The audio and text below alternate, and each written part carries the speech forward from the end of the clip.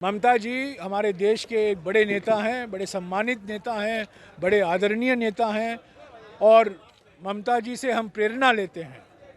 और मैं जानता हूं कि हमारे अध्यक्ष खड़गे जी, सोनिया जी, राहुल जी सब ममता जी को कितना प्यार और कितना सम्मान देते हैं। तो मुझे पूरा विश्वास है कि कभी कभी छोटे छोटे मतभेद हो जाते हैं, कुछ स्पीड ब्रेकर आ जाता है लंबा सफ़र में, पर बातचीत से हम ढूंढ निकालेंगे एक रास्ता। ममता जी ने कहा है कि बीजेपी से लड़ना उनकी प्राथमिकता है, बीजेपी को हराना है और उसी भावना के साथ भारत जोड़ो न्याय यात्रा कल कूच बिहार में प्रवेश करेगा।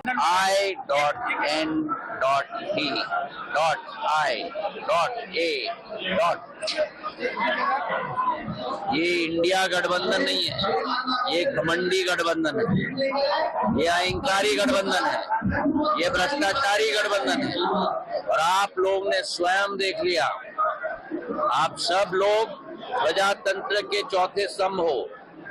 एक तरफ राम लल्ला की मूर्ति की प्राण प्रतिष्ठा हो रही थी, अखंड भारत और एक आत्मनिर्भर भारत की स्थापना हो रही थी। दूसरे तरफ असम में लाठियां और पत्थर चल रही थी।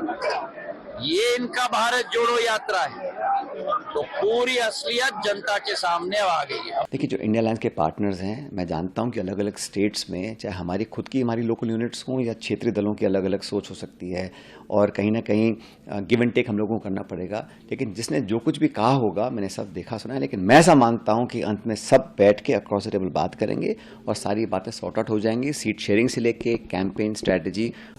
थोड़ा इंतजार करिए ना, हर बयान पर प्रतिक्रिया हो सकता है वो बयान एक विशेष परिस्थिति में दिया गया हो, उस पर कार्रवाई होगी, उस पर चर्चा होगी और अगर कहीं कुछ अंतर्विरोध है तो उसको रिजॉल्व करने का नाम भी तो गठबंधन होता है ना। बस बीजेपी अब कहने लगी है कि गठबंधन बनने से पहले ही बिखर गया। अब बीजेपी कुछ भी कहने को स्वतंत्र है, जाहिर तौर पर हमारी तारीफ तो करेगी नहीं। हम तो सीधे बीजेपी को कहेंगे कि बस अपना घर ठीक रखिए और राजनीति को लोकोन्मुख बनाइए।